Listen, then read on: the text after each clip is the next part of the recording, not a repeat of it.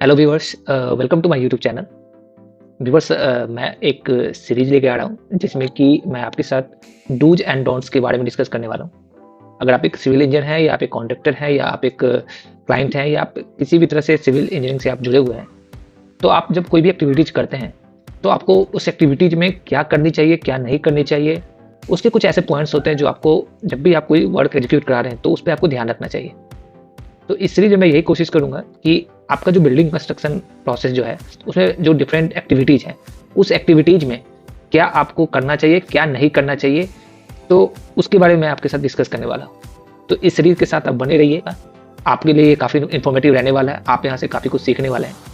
तो अगर ये आपके लिए इन्फॉर्मेटिव रहे या आपको अच्छा लगे तो मैं इस वीडियो को लाइक कीजिएगा और शेयर कीजिएगा और मेरे चैनल को सब्सक्राइब जरूर करिएगा ताकि आपको ऐसे ही इन्फॉर्मेटिव और हेल्पफुल कंटेंट आपको मिलता रहे।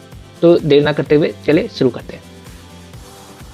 देखिए, आज जो ये सीरीज मैं लेकर आया हूँ तो उसका जो पार्ट 1 है, ठीक है, जिसमें कि डू एंड डोंट्स के बारे में मैं बात करने वाला हूँ। तो आज इस वीडियो में मैं आपसे बात करने वाला हूँ कि आपको किसी भी फाउंडेशन वर्क या अर्थ वर्क जब आप कर रहे हो, ठीक है, तो उसमें आपको क्या करना चाहिए, क्या नहीं करना चाहिए, उसके बारे में डिस्कस करेंगे। वैसे ही मैं और भी इसमें लेकर आने वाला हूँ, जैसे प्लास्टरिंग में क्या करनी चाहिए, ब्रिक वर्क में आपको क्या करनी चाहिए, क्या नहीं करनी चाहिए, जो डिफरेंट एक्टिविटीज़ हैं आपके बिल्डिंग एंड कंस्ट्रक्शन वर्क में, तो उस पर भी लेकर आने वाला हूँ। अगर आपको और भी कुछ रिक्वायरमेंट जैसे कि आपको ब्रिज में चाहिए या फिर आपको हाईवे में चाहिए कि उसमें क्या डू एंड डोंट्स हो सकते हैं, अगर आपको चाहिए हो तो कमेंट कीजिएगा, मैं उस पर भी आपके लिए रिलेटिव वीडियो लेके आने वाला हूँ। तो ये सीरीज जो है आपका पार्ट बाई पार्ट में लेकर आने वाला हूँ डिफरेंट डेज में, जैसे ही मुझे टाइम मिलता है तो मैं आपके लिए लेकर आने वाला हूँ, ठीक है। तो चलिए, आज का जो है, आज जो हम लोग डिस्कस करने वाले हैं वो डिस्कस करने वाले हैं फाउंडेशन एंड अर्थवर्क, ठीक है। फाउंडेशन एंड अर्थवर्क, जब भी आप किसी फाउंडेशन की कंस्ट्रक्शन करने जा रहे हैं तो उसमें क्या करना पड़ता है, आपको सॉइल के जो भी आपका नेचुरल सॉइल है उसके सॉइल के नीचे क्या करना पड़ता है, एक्सकेवेट करना पड़ता है, वहाँ से मिट्टी निकालना पड़ता है, ठीक है। एक्सकेवेटर के थ्रू जो आपकी बैकहो है या जेसीबी है, इनके थ्रू क्या करना पड़ता है, उसको मिट्टी को वहाँ से निकालना पड़ता है, ठीक है। तो उसमें आपको क्या क्या ध्यान देना चाहिए। तो देखिए, सबसे पहला क्या है, have a permanent benchmark at site with respect to GTS.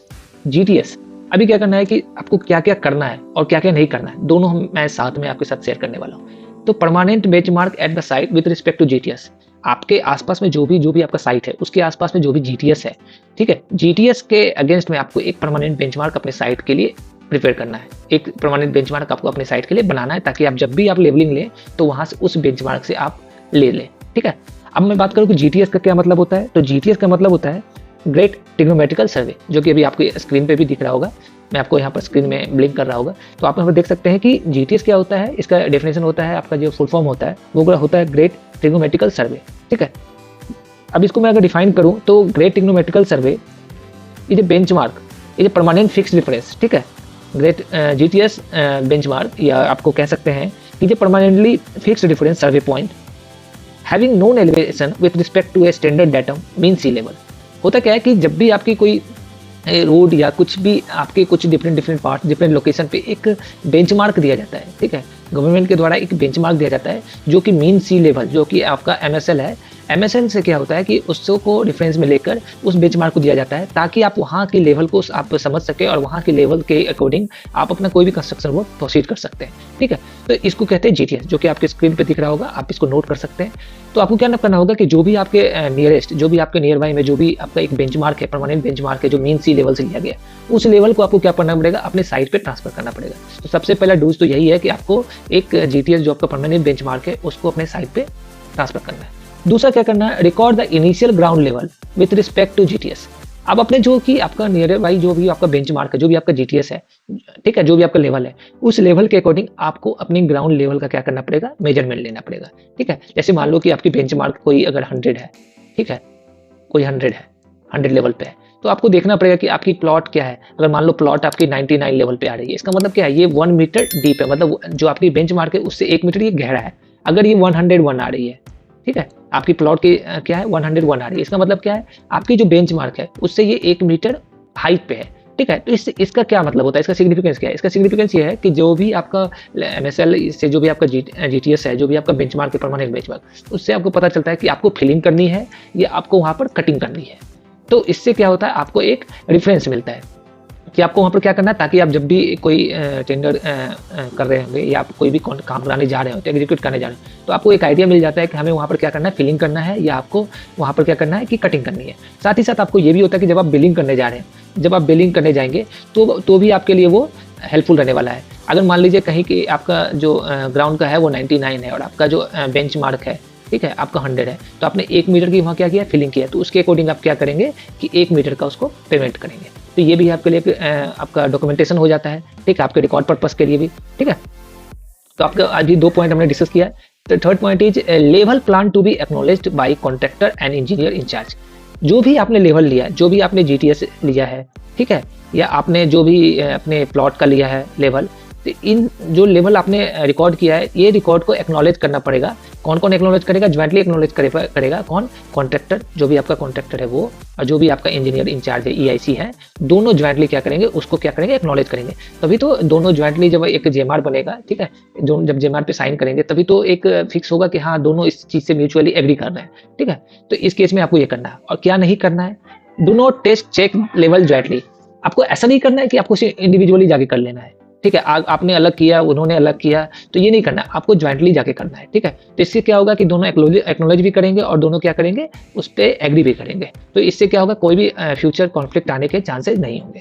अब क्या है, जो नेक्स्ट पॉइंट है वो है stake of excavated earth minimum 1 metre और half of depth of the foundation away from the trench whichever is more, ठीक है। अभी क्या बोल रहा है कि जब आप एक्सकेवेशन कर रहे हैं, जैसे ये आपका पिट है, आपने यहाँ से क्या किया, एक्सकेवेट किया, और ये पिट की जो डेप्थ है वो क्या है, ये पिट की अगर डेप्थ है अगर मान लो 3 मीटर, ठीक है, तो जो यहाँ से एक्सकेवेट करेंगे, तो सॉइल क्या करते हैं, ये आपका ये ग्राउंड हो गया, ठीक है, ये आपका नेचुरल ग्राउंड है, आपने एक्सकेवेट किया, तो आप क्या करेंगे, यहाँ से पिट निकालने के बाद सॉइल यहाँ फिल यहाँ रखने लगेंगे।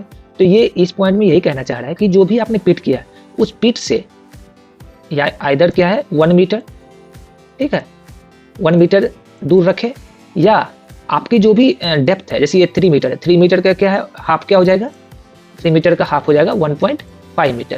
तो इस केस में कौन ज़्यादा है, 1 मीटर ज़्यादा है या 1.5 मीटर ज़्यादा है, 1.5 मीटर ज़्यादा है। तो आपको यहाँ से 1.5 मीटर हट के किसी भी सॉइल की हिपिंग करनी है, जो भी आपका एक्सकेवेटेड सॉइल है उसकी हिपिंग करनी है। इसके जो आपका पिट का जो फेस है, उस फेस से आपको 1.5 मीटर, मतलब जो भी आपका डेप्थ है उसका हाफ रखना है, या तो 1 मीटर रखना, जो भी ज़्यादा हो, ठीक है, उसको रखना। अगर इस केस में अगर मान लें कि इस केस में अगर ये हो, क्या कहते हैं, 1.5 मीटर हो, 1.5 मीटर हो, तो इस केस में क्या हो जाएगा, इसका अगर हाफ देखेंगे तो क्या हो जाएगा 0.75, ठीक है, 0.75। और यहाँ अब क्या बोल रहा है कि या तो 1 मीटर या तो उसका half of depth of the foundation, जो भी डेप्थ है हाफ हो गया 0.75, जो भी इसमें ज़्यादा हो, इसमें ज़्यादा कौन है 1, तो आपको 1 मीटर रखना है। तो यहाँ पर जो निकल के आ रहा है, यही निकल के आ रहा है कि आपको जो भी एक्सकेवेशन आप करके जो भी सॉइल निकालेंगे, उसका जो हीपिंग करेंगे, जो आप उसको यहाँ पर जमा करेंगे, ठीक है, साइड में, तो वो ट्रेंच के फेस से आपका क्या होना चाहिए, 1 मीटर से मिनिमम 1 मीटर या 1 मीटर से ज़्यादा होना चाहिए। और ज़्यादा कितना होगा, तो वो आपकी फाउंडेशन का जो हाफ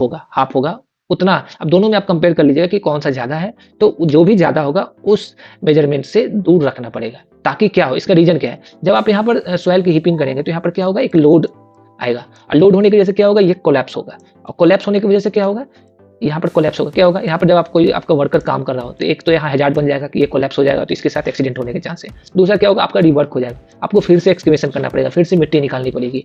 और आप अगर मान लीजिए कहीं कंक्रीट कर चुके हैं, आपने कंक्रीटिंग कर दिया और सडन ये आपका कोलैप्स कर गया, तो क्या होगा, इस पर स्ट्रक्चर पर लोड आएगा और ये क्या हो सकता है कि आपका फेल हो सकता है। तो इस केस में आपको यहाँ पर क्या करना है, इसको 1 मीटर या 1 मीटर से ज़्यादा रखना है, ठीक है, एज पर ये जो आपका लाइन यहाँ कह रहा है उसको आपको फॉलो करना है, ठीक है, ताकि आप सेफ्टी पर्पज से भी देखें और आपका जो रिवर्क करना, क्योंकि कोई भी रिवर्क जब होता है तो उसमें क्या होता है, एक्सपेंसेज होते हैं, तो आपको फिर से आपको रिवर्क करना पड़ेगा, फिर से एक्सपेंसेज करना पड़ेगा, तो वो आपके लिए मतलब लॉस वाला काम है, ठीक है। तो आपको इससे बचने के लिए आपको इन चीज़ों का ध्यान रखना चाहिए।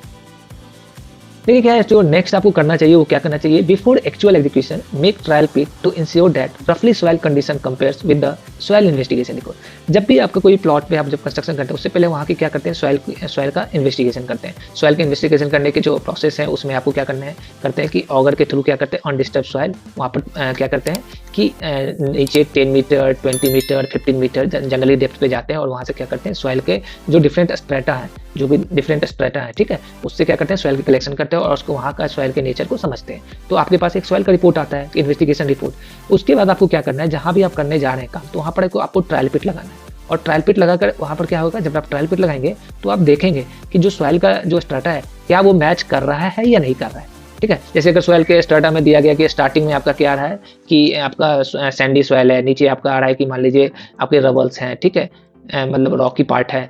आप जब एक्सकेवेट किया और पता चला कि नहीं यहाँ तो ब्लैक कॉटन सॉइल है, ठीक है, तो इसका मतलब क्या है, सॉइल इन्वेस्टिगेशन रिपोर्ट में क्या है, मिस्टेक है। तो इसका क्या रीजन होता है, जब भी आपका कोई फाउंडेशन डिजाइन किया जाता है वो सॉइल इन्वेस्टिगेशन रिपोर्ट पे किया जाता है। अगर आपका सॉइल इन्वेस्टिगेशन ही गलत हुआ है या सॉइल इन्वेस्टिगेशन में जो स्ट्रक्चर बता रहा है वो गलत बता रहा है, तो इसका मतलब क्या है, डिजाइन गलत हो गया। और जब डिजाइन गलत हो जाएगा तो आपका स्ट्रक्चर वहाँ पर क्या हो जाएगा, फेल हो जाएगा। तो इस केस में आपको क्या करना है, मैच करना है। अगर आपको कोई भी डिस्क्रिपेंसी दिख रही है तो आपको क्या करना है, स्ट्रक्चरल इंजीनियर से बात करना है। ठीक है, जो नेक्स्ट डूज है, आपको क्या करना चाहिए, check water level and compare with the soil investigation report and in case of difference take advice of a structural engineer consultant।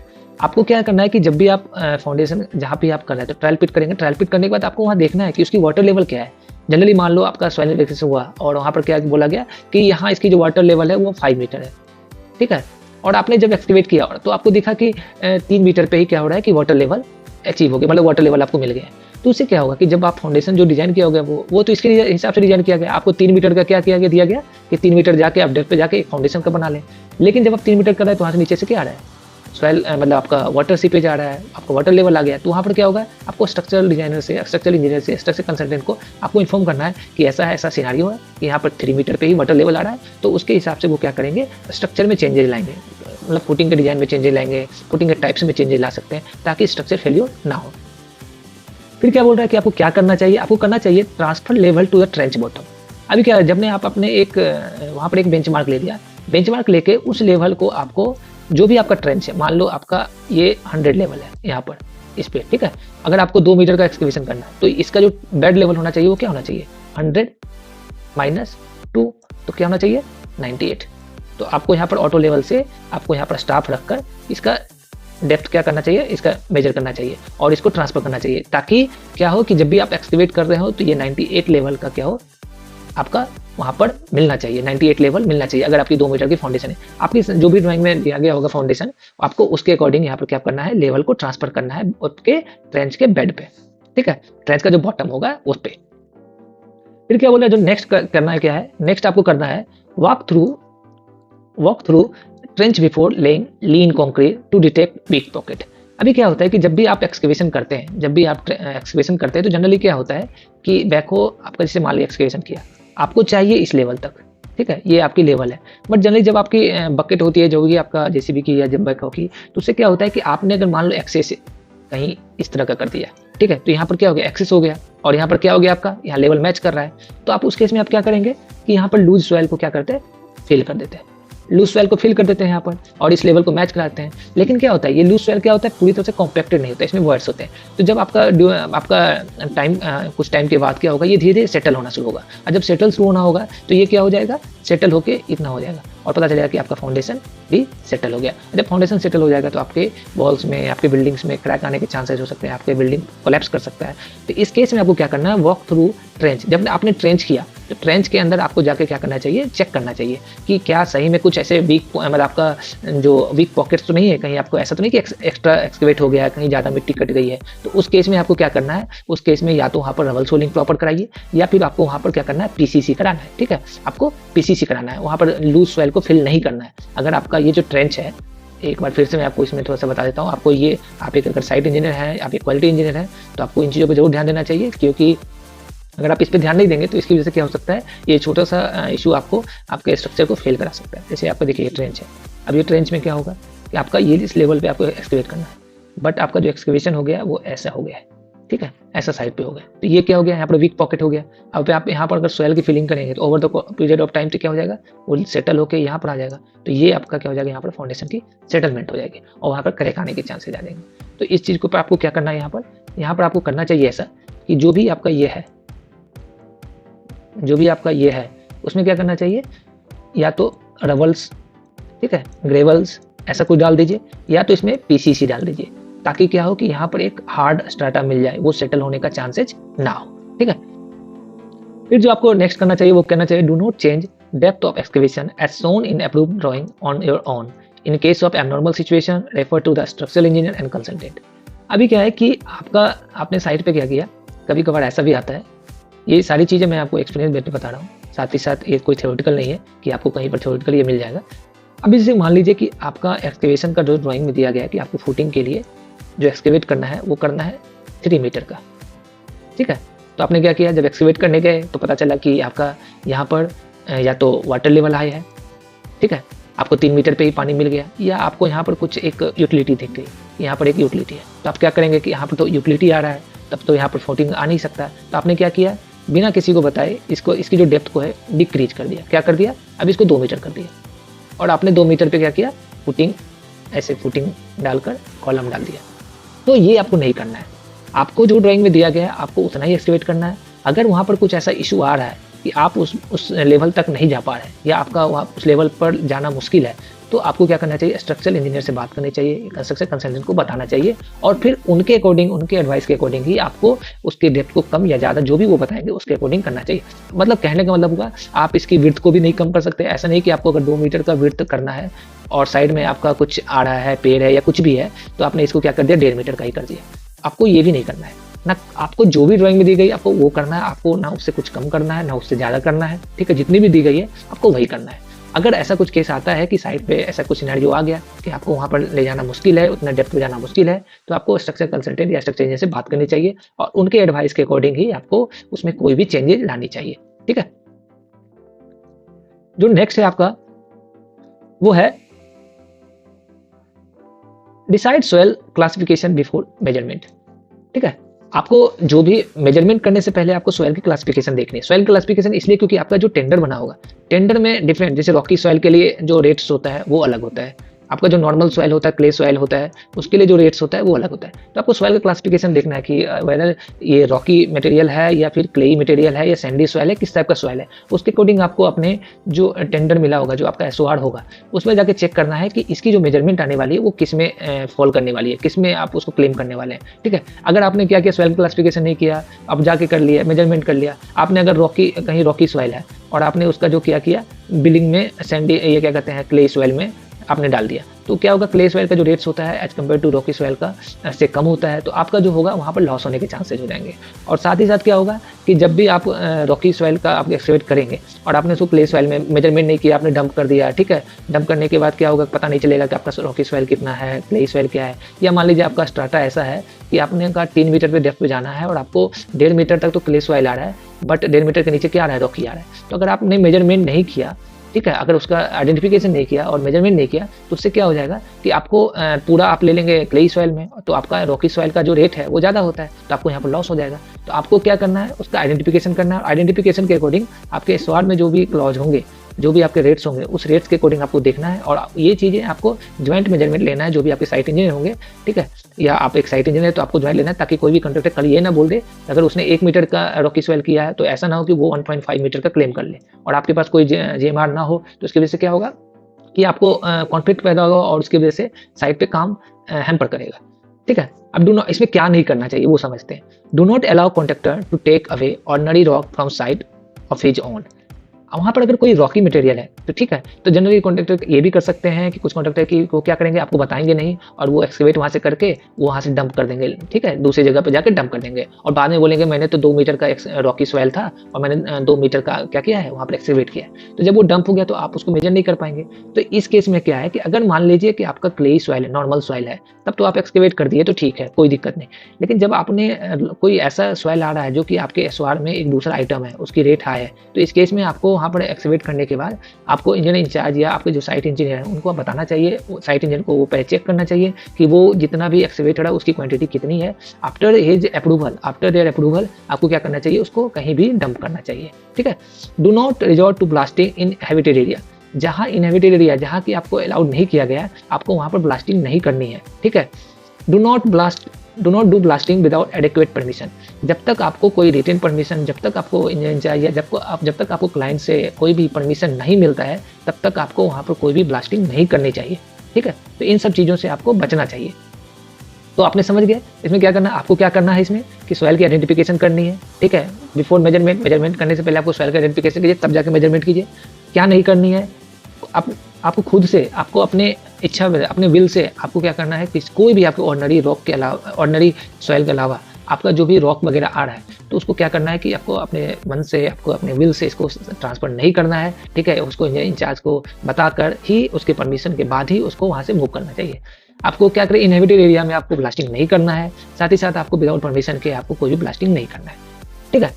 Do prepared lead chart for the borrowing disposal of the earth. अभी क्या है कि आपको अपने SOR में check करना है कि जो भी आपका एक्सकवेशन है, तो एक्सकवेशन में अगर लीड पॉइंट दी गई है, लीड पॉइंट का मतलब होता है कि आपको एक्सकवेट करके उस सॉइल को कितने मीटर या कितने किलोमीटर के बाद तक उस आपको डंप कर सकते हैं, ठीक है? तो अगर वो दिया गया है तो ठीक है, अगर नहीं दिया गया है तो आपको एक प्रिपेयर करना है, जैसे कि आपका ये साइट है और साइट के बाद 1 किलोमीटर के बाद आपको एक स्पेस मिल रहा है जहाँ कि आप उसको डंप कर सकते हैं।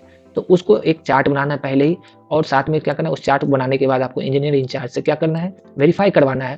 जब उसके बाद दोनों का क्या होना चाहिए, साइन होना चाहिए, ताकि उस डिस्टेंस का क्या हो, एक आपको दोनों का म्यूचुअल एग्रीड क्या होना चाहिए, एक वेरिफिकेशन होना चाहिए। जब वो हो जाए तब आप क्या है कि जितनी आप उसमें ट्रिप लगाएंगे उसके अकॉर्डिंग लास्ट में आप क्या करेंगे, उतने किलोमीटर का क्लेम करेंगे। जो भी आपका, अगर मान लीजिए 15 ट्रिप लगाए और 1 किलोमीटर का, तो टोटल 15 किलोमीटर का आप क्या करेंगे, क्लेम करेंगे, ठीक है? अगर आपके एसओआर में वो एक्सकवेशन के साथ आपका लीड पॉइंट दिया गया है, तो क्या करते हैं, उस केस में आपको कोई भी एक्स्ट्रा पेमेंट नहीं मिलने वाला है। तो देन नेक्स्ट क्या है, do not forget to take levels of place way earth is disposed. अभी क्या है, अगर मान लीजिए आपने लीड पॉइंट किया है, ठीक है, आप एक्सकवेट करते जा रहे हैं, ठीक है, और आप क्या करेंगे, वहाँ पर आप क्या करेंगे कि आपको वहाँ पर डंप करेंगे। तो डंप करेंगे तो आपको वहाँ पर जब डंप करेंगे तो जहाँ भी आप डंप कर रहे हैं उस एरिया का जो नेचुरल ग्राउंड है उसका आपको लेवल ले लेना चाहिए, ताकि इनकेस वहाँ पर जो हीपिंग आ रही है, कितने एमक्यू की आ रही है, उसको मेजरमेंट करके सर्टिफिकेशन हो सके। तो इन चीज़ों को आपको नहीं बोलना चाहिए। जो नेक्स्ट पॉइंट है आपका वो है, payment for the disposed earth to be made with levels only restricted to lower of the quantity as assessed from excavation and from place where earth is disposed. अभी क्या है कि आपका जो पेमेंट होने वाला है, ठीक है, payment for disposed earth to be made with levels only restricted to lower of the quantity as assessed from the excavation and from the place where the earth is disposed।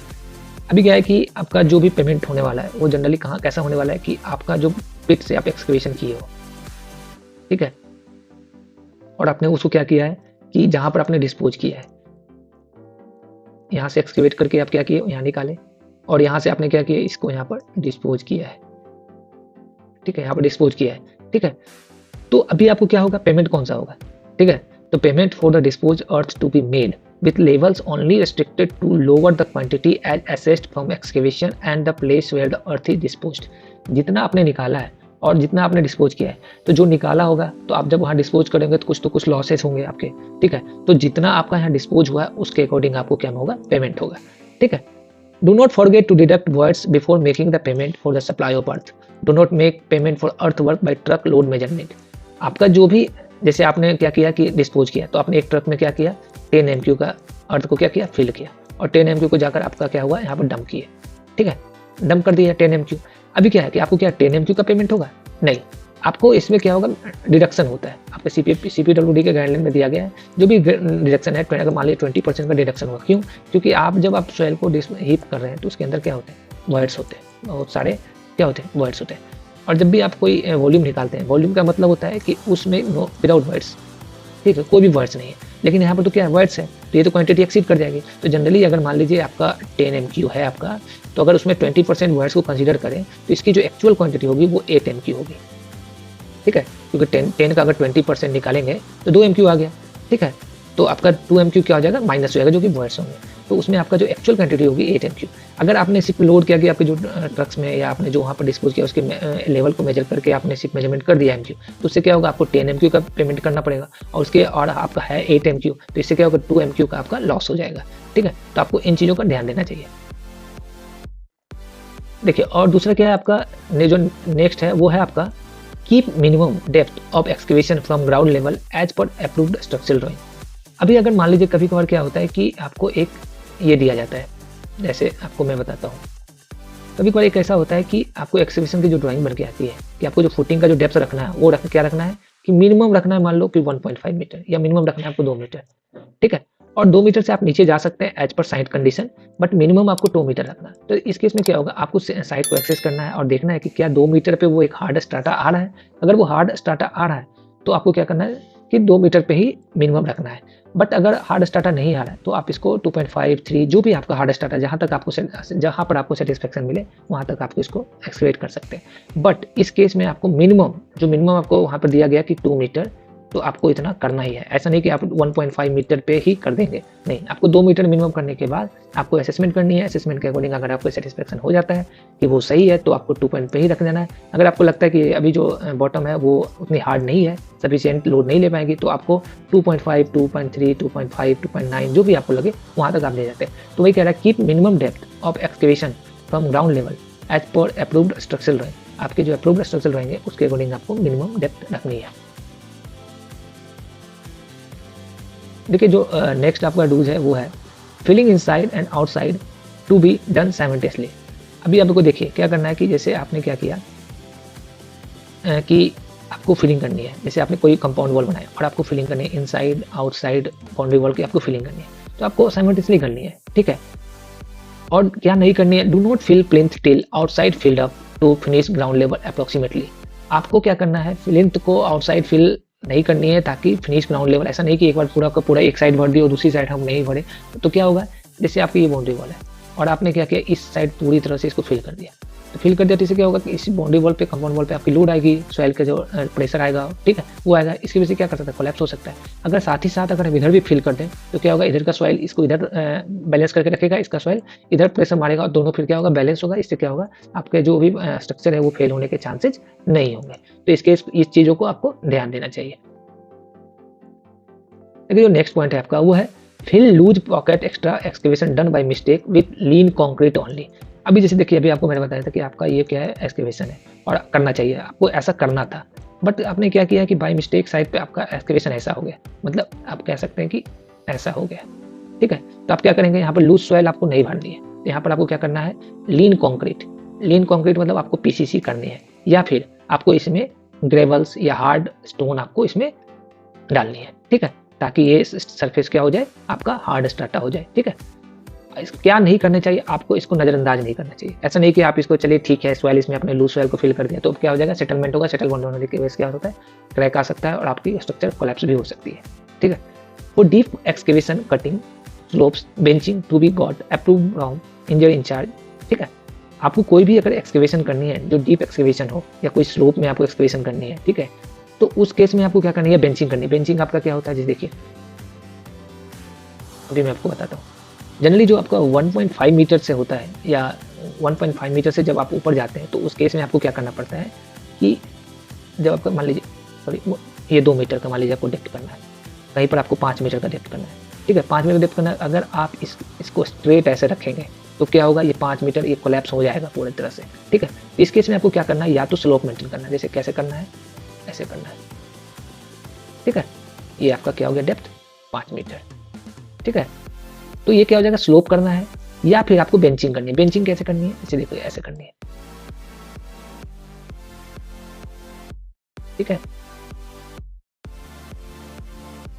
ये आपकी benching है, ठीक है।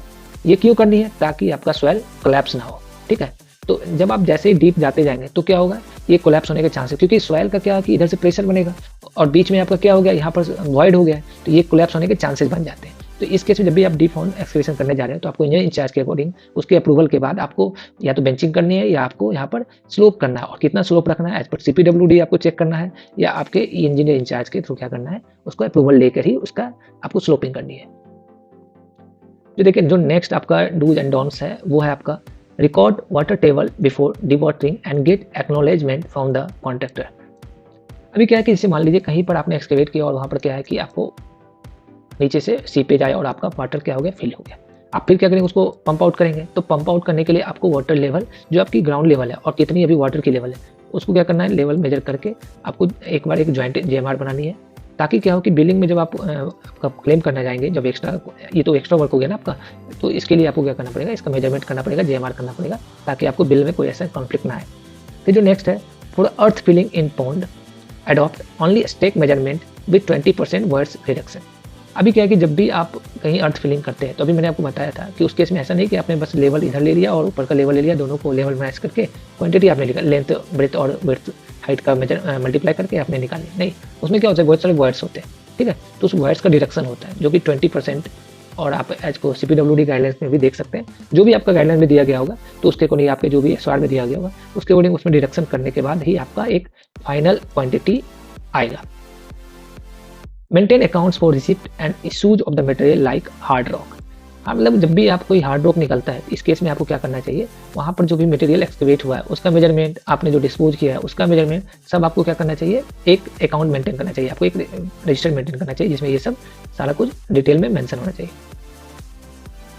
देखिए जो next आपका है dos है वो है to ensure refilling of earth in layers, mark layers depth in foundation walls and ensure filling for the full block up to the one level, mark first then second then third and so on previous layer is properly watered and compacted। अभी देखिए क्या है कि आप जब भी किसी ground में आप फिलिंग कर रहे हैं तो फिलिंग ऐसा नहीं कि आपको अगर 2 मीटर की फिलिंग करनी है तो आपने क्या किया, डंप करते हुए 2 मीटर का फिलिंग कर दिए, नहीं, क्यों, क्योंकि क्या इसमें वर्ड्स होंगे, फिर क्या होगा, टाइम के साथ ये क्या होगा, सेटल होगा, और सेटल होगा तो आपका क्या हो सकता है, जो भी आपके फ्लोर होंगे, जो भी आपका स्ट्रक्चर होगा वो क्या होगा, सेटल होगा और आपका कोलैप्स होने के चांसेज होते हैं। तो इस केस में आपको क्या करना है, इस केस में देखिए आपको इस केस में क्या करना है, जो कि एक क्वालिटी वाइज भी देखें, एक अगर आप काम करने जा रहे हो तो आपकी क्वालिटी अच्छी हो तो क्या करें, अगर ये आपकी है तो यहाँ से आप क्या करेंगे, एक लेयर बनेंगे, इसमें लेयर मार्किंग कर लेंगे। पहले देखिए अगर मान लीजिए कुछ है आपका या वॉल है या आपका मान लीजिए कुछ एक आपने एक मार्किंग के लिए, बेंच मार्क के लिए आपने एक कुछ लगा रखा है, तो यहाँ पर सबसे पहले आपने मार्क कर दिया, जो कि क्या होनी चाहिए, मैक्सिमम होना चाहिए 200 mm, ठीक है, 200 mm से ज़्यादा नहीं होना चाहिए, 150 mm से 200 mm के बीच में होना चाहिए। आपने 200 mm पे मार्किंग कर दिया, ठीक है, और क्या करेंगे आप इसमें सॉइल की फिलिंग करेंगे, सॉइल फिलिंग करने के बाद इस पर क्या करेंगे, कॉम्पैक्शन करेंगे, इस पर रोलर चलाएंगे, फिर आप क्या करेंगे 200 mm का फिर से लेयर एक डालेंगे, फिर इस पर क्या करेंगे, कॉम्पैक्शन करेंगे, फिर आप क्या करेंगे 200 mm का लेयर डालेंगे और फिर आपको क्या करेंगे, इसको कॉम्पैक्शन करेंगे जो भी आपकी रिक्वायर्ड लेवल होगी। तो आपको 200 mm से ज़्यादा का कोई भी फिलिंग नहीं करना चाहिए और उसको प्रॉपर कॉम्पैक्ट करने के बाद उस पर फिर नेक्स्ट लेयर की आपको सॉइल को फिलिंग करनी चाहिए। क्या नहीं करनी चाहिए वो समझते हैं। Do not exceed earth filling layers from 200 mm in depth, do not keep flowing over stock rock filling और organic material building rubbish filling.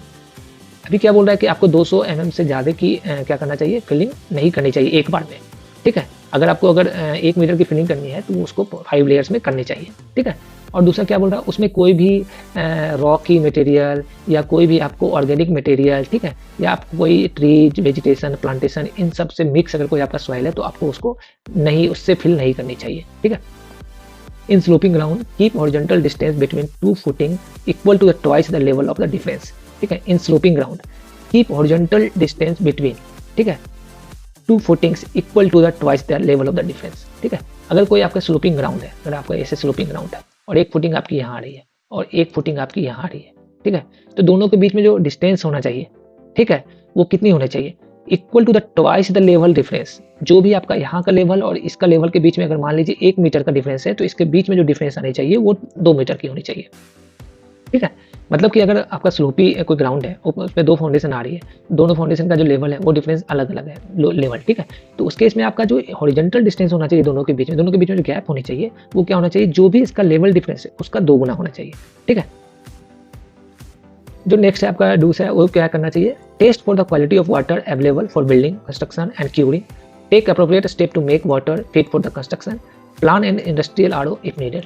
आपको देखना चाहिए कि जो आपका pH वैल्यू 6 to 6.5 जो आपका रहता है, जो कि कंस्ट्रक्शन के लिए यूज करने के लिए सूटेबल होता है, आपको उसकी pH वैल्यू मेजर करना चाहिए। अगर वहाँ पर उस pH वैल्यू के आपको अगर वाटर मिल रहा है तभी आपको क्या करना चाहिए, उसको यूज़ करना चाहिए। अदरवाइज आपको अगर हो सके तो इंडस्ट्रियल आरओ का रिक्वायरमेंट हो तो उसको यूज़ करना चाहिए। क्यों, क्योंकि अगर आपका एसिड होगा या आपका बेस होगा, इससे क्या होगा, आपकी रेनफोर्समेंट आपके कॉन्क्रीट में क्या हो जाएंगे, वो डैमेज करेगा। इसकी वजह से क्या हो सकता है, आपका स्ट्रक्चर कोलैप्स हो सकता है।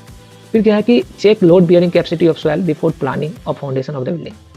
कोई भी बिल्डिंग की फाउंडेशन बनाने के लिए उससे पहले एक सॉइल इन्वेस्टिगेशन रिपोर्ट बनता है। सॉइल इन्वेस्टिगेशन रिपोर्ट में आपको सेफ बियरिंग कैपेसिटी को भी फाइंड आउट किया जाता है, ताकि उसके अकॉर्डिंग क्या किया जाए, फाउंडेशन का डिजाइन किया जाए, ताकि ये तो पता चले कि आपका सॉइल के, अगर मान लीजिए आपका सॉइल की बियरिंग कैपेसिटी 10 किलो न्यूटन है पर मीटर स्क्वायर, ठीक है, और आपका जो लोड आ रहा है वो आ रहा है 12 किलो न्यूटन पर मीटर स्क्वायर, तो इस केस में क्या होगा, सॉइल क्या हो जाएगा, वहाँ कोलैप्स कर जाएगा और आपका स्ट्रक्चर कोलैप्स कर जाएगा। तो इस केस में जब ये आपको पता चल गया तो आप यहाँ पर डिजाइन जो है 8 किलो न्यूटन 9 किलो न्यूटन तक आप कर सकते हैं, ताकि आपका वो फेल्योर ना हो। तो इस केस के लिए आपको क्या करना चाहिए, सॉइल की बियरिंग कैपेसिटी फाइंड आउट करनी चाहिए। आशा करता हूँ कि ये वीडियो आपके लिए हेल्पफुल रहा होगा, आपको आज नया कुछ सीखने को मिला होगा। तो प्लीज़ लाइक कीजिए, शेयर कीजिए और मेरे चैनल को सब्सक्राइब कीजिए। धन्यवाद।